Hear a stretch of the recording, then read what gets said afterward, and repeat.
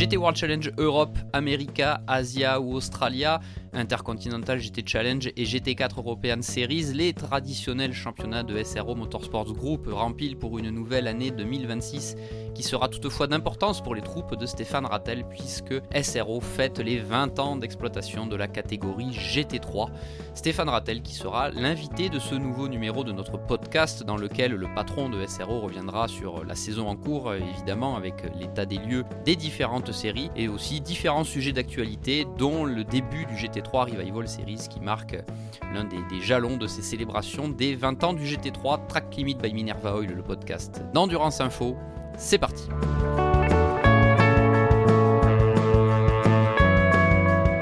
Bonjour Stéphane, merci de nous recevoir avant le début de saison GT World Challenge Europe. On voulait savoir déjà dans un premier temps, c'est quoi l'état d'esprit avant d'aborder cette saison qui est encore pleine de voitures? On a déjà commencé la saison il y a un moment, puisqu'on a fait, les autres championnats. Les 12 heures de Bathurst il y a déjà plus d'un mois. On a fait le début de GT World Amérique à Laguna Seca, GT World Australia à Phillip Island et GT World Asie à Sepang. Donc c'est la continuation, mais c'est la première course européenne et il faut qu'un doute que cette grille européenne, on a calculé, c'est à peu près le même nombre de voitures que les 3 autres GT World Challenge cumulés qui ont des grilles d'approximativement 20 voitures. Ici on en a le triple, donc encore une fois une grille formidable. Aussi bien en GT3, où on est complètement à capacité maximum, tant en endurance qu'en sprint. En GT4, 40 voitures, c'est une très très belle grille, ça continue à être de très très belles grilles. Et le petit dernier, avec un partenariat avec Peter Otto, le GT3 Revival, avec 30 voitures, donc c'est vraiment un très très très beau meeting. Et chaque année, on dit qu'on est au top du top, mais finalement, chaque année, il y a toujours le même nombre de voitures et c'est pas une catégorie qui connaît le moindre fléchissement. Non, chaque fois, on se dit que c'est un miracle renouvelé. La situation géopolitique est compliquée, pour le moins qu'on puisse dire. La situation économique en Europe est compliquée depuis plusieurs années. C'est vraiment une immense satisfaction de voir autant de voitures et surtout une telle fidélité des écuries, puisqu'on a seulement 4 nouvelles équipes. On n'a que 2 équipes qui sont parties. Donc l'immense majorité de la grille est stable. Et je pense que ça, c'est le plus grand signe de la vitalité d'un championnat. C'est vraiment cette stabilité qui fait que les écuries qui sont là ont construit de vrais business, sont en tout cas économiquement viable et c'est une vraie satisfaction pour nous. Et il y a quand même aussi un point positif. Bon là on a Lance Stroll quand même qui roule, qui est une belle addition au championnat, qui met aussi le championnat à la catégorie GT3 en valeur. Max Verstappen qui n'a pas caché qu'un jour il voudrait faire aussi les 24 heures de Spa. Est-ce que ça aussi c'est forcément une émulation supplémentaire pour tout le monde? Comme je l'ai souligné lors du driver briefing, remercions d'abord Valentino, qui a été le premier, qui nous a apporté vraiment un focus médiatique formidable, une attention médiatique formidable, qui revient dans le championnat complètement cette année. Donc c'est un vrai bonheur que Valentino soit de retour avec nous. Et bien sûr, Lance Stroll, on a eu beaucoup d'anciens pilotes en GT3, mais la première fois qu'on a un pilote actuel qui vient faire du GT3, c'est vrai qu'il y a cette petite pause forcée dans le calendrier F1. Et bien sûr, Max, qui même s'il n'est pas derrière le volant, il y a son écurie et il communique beaucoup. Il était là jeudi, je crois qu'il passera aussi ce week-end. C'est formidable pour nous. Pour la promotion du championnat, c'est formidable. Et ça se sent aussi avec la billetterie, je suppose, avec tout. Non, mais de toute façon, on a depuis 4 ans une progression constante en billetterie sur tous les événements. Comme je le dis toujours, c'est une combinaison de facteurs. On a Blancpain, c'était fantastique, mais je crois que GT World, c'est plus percutant de plus être associé à un sponsor. Bon, on est powered by AWS, mais le title n'est plus le nom c'est vraiment GT World, GT World, GT World. Aussi, il faut reconnaître toute la partie sim racing, le succès de l'Assetto Corsa Competition, l'aventure Fanatec, même si ça n'a pas continué, mais toute cette communauté de sim racers, ça a apporté beaucoup d'audience au championnat. Et après, bien sûr, Valentino et maintenant Max et Lance et tout ça, c'est fantastique. Et je pense qu'à la fin, le principal, c'est la qualité du produit. On a des courses magnifiques avec du très très très haut niveau de pilotage, avec une grille fantastique, avec une balance de performance qui fonctionne, avec plein de vainqueurs. Je vais dans les 6 dernières éditions des 24 heures de Spa avec 6 marques différentes. Et je vous promets que c'est pas fait on n'a pas une baguette magique pour décider qui va gagner, loin de là. Et ça prouve quand même que toutes ces marques sont incroyablement compétitives, que tout le monde peut l'emporter et qu'à la fin, c'est un championnat de pilote. Il y a des championnats technologiques et ça, c'est vraiment un championnat de pilote puisque la balance des performances est ce qu'elle est. C'est vraiment aux pilotes de faire la différence. Et l'homogénéité des équipages, le niveau des équipages fait la différence en GT. Et il y a moins de débats sur la balance de performance. Maintenant, on est arrivé à peu près à un... il y en aura toujours, ça fait partie, mais je pense que tout le monde a compris. Surtout, le plus important, c'est que les acteurs, et je pense que la taille de la grille le prouve, c'est que les acteurs ont confiance dans l'indépendance totale de l'arbitre. Et Claude Surmont, qui est le grand architecte de la balance de performance, sa réussite, son prestige vient de mettre toutes les voitures. S'il pouvait toutes les avoir en un dixième de seconde, ouais, il serait le plus heureux du monde. Donc nous, ce qu'on veut, c'est avoir toutes les voitures identiques. C'est ça, on n'a pas d'autre objectif. Et après, que le meilleur gagne. Il y a eu des voitures, ou des équipes qui sont restées sur le carreau par manque de place cette année. Il y a une liste d'attente ou au cas où, parce que je sais que les engagements étaient un peu plus tôt, où il fallait confirmer. Voilà. Déjà, c'est quelque chose qui écrème un petit peu. Quand vous faites plus tôt, les gens doivent être prêts plus tôt.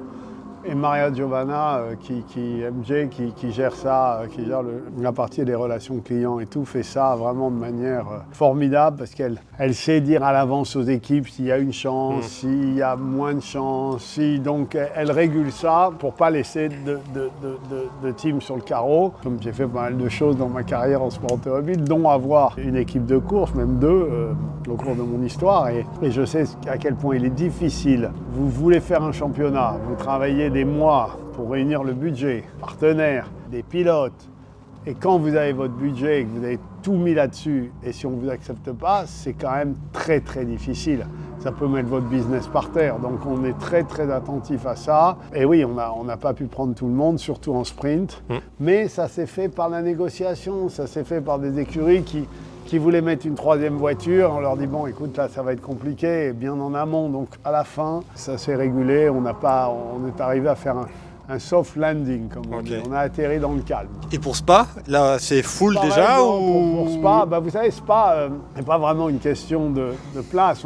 C'est pas une question sur la piste, on pourrait mettre 100 voitures. C'est toute une question de garage, de nombre de box. Et ça dépend, en fait, des voitures, des teams qui ont... Si vous avez un box pour 2 voitures et que vous voulez en mettre une troisième, vous pouvez, c'est votre problème. Si vous avez un box pour 4 voitures, vous voulez en mettre une 5e ou une 6e, je crois que l'année dernière, c'est ce qu'avait fait F Corset, vous pouvez. Donc pour l'instant, ça dépend vraiment des garages et des teams qui rajouteraient ou pas une autre voiture.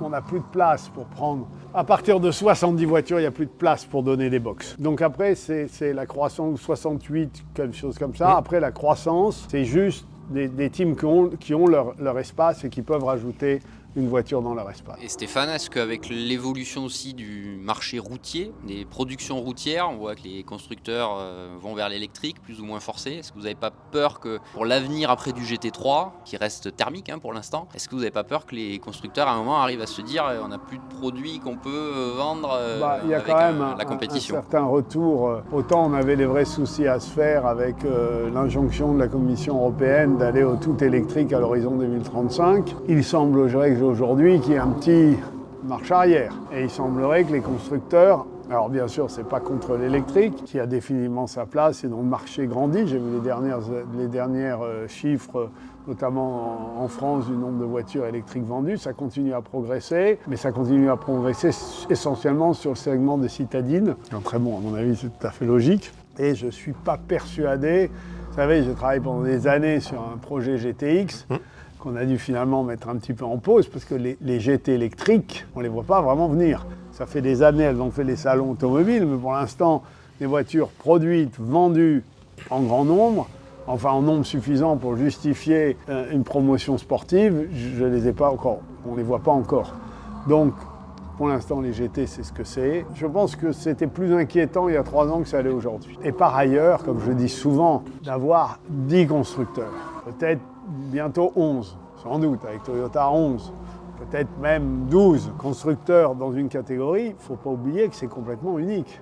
On est sorti de la normalité du sport automobile depuis longtemps. Même si les grands constructeurs, qui nous font aujourd'hui l'immense plaisir d'être présents, ne faisaient plus que des voitures électriques, je suis persuadé que les spécialistes, les Ferrari, Lamborghini, McLaren, c'est des marques par définition, je pense, continueront à faire ce genre de voitures. Et si on a un jour 5 marques au lieu de 6 marques, je pense qu'on pourra toujours avoir le nombre de voitures qu'on a, puisque ce qui compte, c'est les écuries qui sont là pour les faire courir. Ce n'est pas véritablement que les marques. Donc, même si on avait moins de marques, il y aurait plus de chaque marque sur la grille, et ce ne serait pas le bout du monde. Et comment sont les discussions actuellement dans un marché de l'automobile qui est un peu justement fluctuant avec les constructeurs pour l'avenir, aussi bien en GT3 qu'en GT4, au niveau des nouveaux modèles? Non, une chose est sûre pour nous, c'est que si vous regardez ce que les constructeurs dépensaient, on va donner par exemple l'ancien DTM, dans d'autres catégories, aujourd'hui, notre concept de compétition client a remporté tous les suffrages. Donc les constructeurs aujourd'hui dépensent beaucoup moins en compétition client qu'ils continuent à le faire ou qu'ils le faisaient à l'époque dans les programmes d'usine directe. Donc c'est sûr que s'il faut couper les budgets, c'est généralement les grands programmes d'usine qui coûtent le plus cher, qui sont sabrés au profit. Et je pense que la compétition client de ce côté-là est plus protégée. Je dis ça, mais d'un autre côté, souvent quand ils coupent, ils disent bon, faut réduire de 20% partout. Et à ce moment-là, tous les budgets sont réduits de 20%, même les petits budgets. Ouais. Donc ça peut aussi arriver qu'on en pâtisse aussi, ou que nos écuries en pâtissent aussi, parce qu'ils ont aussi moins de budget pour faire de la compétition client. Donc ça, faut voir. Et le GT2, lui, a tendance un petit peu à se maintenir? Non, le GT2, c'est la bonne surprise. Écoutez, j'ai tellement fait de prévisions optimistes que je préfère me taire, mais écoutez, on en reparle à Monza. Ok, bon. Mais j'ai un petit espoir. Voilà. Par rapport à la grille? Par rapport à la grille, oui. Okay. De toute façon, si ça continuait comme l'année dernière, ou pire que l'année dernière, c'était mort. Donc, heureusement, avec tous les efforts qu'on a fait, avec la GT Academy et tout, ça a l'air de reprendre un petit peu du poil de la bête. Et SRO est aussi impliqué avec l'ACO pour l'Asian Le Mans Series. Est-ce qu'avec la situation géopolitique, tout le monde travaille pour voir avec... Exactement. En attendant... On en parle et on s'est donné encore un peu plus de temps pour regarder. Ouais, pour l'instant, il faut voir selon l'évolution de la situation. Exactement. Ok. Et les 20 ans du GT3? Les 20 ans. Et les 30 ans. Et les 30 ans du Super Trophy. Je me permets de mettre ça en avant parce que le GT3, j'avais même pas réalisé, c'est amusant que les 2 anniversaires tombent la même année. Parce que le GT3 est à tous les points de vue l'enfant du Super Trophy. Parce que c'est dans le Super Trophy qu'on a réalisé que des voitures plus proches de la série pouvaient rouler pratiquement aussi vite que des GT2. Tout simplement des voitures avec des moteurs qui n'étaient pas bridés. Avec des voitures plus lourdes, ça allait aussi vite que des voitures plus légères avec des moteurs bridés. Donc le concept du GT3 est venu de là, le concept des courses de 1 heure à 2 pilotes est venu de là, la catégorisation pilote est venue de là, donc c'est vraiment, le Super Trophy, ça a été le laboratoire de ce que SRO a fait ensuite. Donc 10 ans plus tard, et on a fait le Super Trophy pendant 7 ans. C'est quand même un magnifique produit, la seule série monomarque au monde avec des moteurs V12, invité et même payé pour aller dans des grands prix de F1. On a fait Kyalami, on a fait Laguna Seca, on a fait Melbourne, c'était vraiment une aventure extraordinaire. Et c'est pour ça que pour ces 30 ans, on a voulu, et vous voyez ce week-end une exposition Lamborghini, parce qu'on a voulu célébrer les 30 ans du Super Trophy. En même temps qu'on célèbre avec le lancement du GT3 Revival les 20 ans du GT3 et une course Revival aussi qui sera fait dans le cadre des CrowdStrike 24 Hours of Spa. Et il y a le premier châssis, la première Lamborghini de course en plus. Exactement. À l'extérieur. Et la première, celle qui a été présentée dans un grand hôtel à Paris en 1900, à l'hiver 95-96. Et dont on peut dire que c'est la première Lamborghini de course, puisque c'est le premier châssis. Ils avaient fait Lamborghini Jota, mais qui n'a jamais couru en course. Ça, c'est vraiment la première Lamborghini sortie de l'usine Lamborghini à avoir fait de la course automobile. Bon, et les 20 ans du GT3, c'est le plus beau succès quand même, on ne pourrait pas attendre mieux. Ça a dépassé, même si j'ai retrouvé une interview qu'on avait fait à la conférence de presse à Monaco avec Max Mosley, qu'on a lancé, où j'avais dit dans l'interview que je pressentais que le GT3 allait avoir un grand avenir. Je pense que là, était ça a dépassé. eu un encore plus grand avenir. J'aurais jamais pensé que la catégorie deviendrait la catégorie du DTM, que remplacerait les GTE au Mans et vraiment aller faire conquérir la planète comme elle l'a fait. Et c'est bien parce que là on a le GT3 Revival Series aussi, hein, donc qui permet de faire enrouler ces voitures pour la plupart dans les décos d'origine en plus. Exactement, et je pense qu'il y aura encore plus de voitures à la prochaine épreuve et au Mans classique, ça va être la folie. Si vous deviez retenir ou une chose dont vous êtes le plus fier en fait des 20 ans du GT3, c'est la chose qui vous vient de suite à l'esprit? C'est vraiment la réussite d'avoir ramené ou apporté les 24 heures de Spa voilà, c'est devenu vraiment la plus grande course GT au monde. On a une audience à tous les niveaux qui s'est multipliée. Chaque année, on bat des records de public. Vraiment, les 24 heures, c'est devenu une épreuve magnifique. Comme je l'ai dit plus tôt, 6 vainqueurs différents, 6 épreuves, considérées, je pense, par beaucoup de pilotes professionnels comme l'une des courses les plus difficiles à gagner.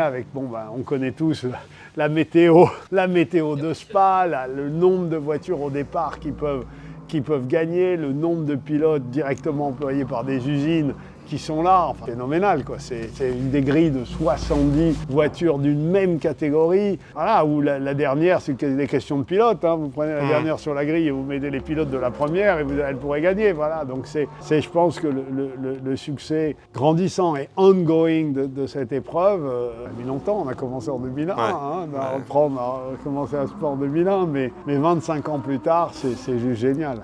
Et juste dernière toute petite question, avec l'alternance de la F1 à Spa, est-ce que la date restera, parce que je sais qu'il y a beaucoup de gens qui se posent la question de savoir si la date restera maintenant figée à la fin juin. On veut véritablement que ça reste là. On peut toujours bouger d'une semaine. Oui, mais pas d'un mois comme avant. Non, là on ne veut plus. Et chaque fois qu'on voit le circuit, on dit non. Il est impératif qu'on garde une date. Les 24 heures du Mans, ils ne s'amusent pas à se promener dans l'année. Je pense que hors les événements de mai 68 et le Covid, c'est toujours la même date. Donc il faut qu'on reste à Spa avec la nouvelle date qu'on a aujourd'hui. Laurent, on va remercier chaleureusement Stéphane Rattel de nous avoir accordé ces quelques minutes dans son emploi du temps assez chargé en cette première manche du GT World Challenge Europe au Paul Ricard. Stéphane Rattel avec qui nous sommes revenus donc sur l'état des lieux de cette saison 2026 ainsi que les premières célébrations des 20 ans du GT3 avec le lancement du GT3 Revival Series. Laurent, encore merci et encore merci à Stéphane. Et nous, on se donne rapidement rendez-vous dans un prochain numéro.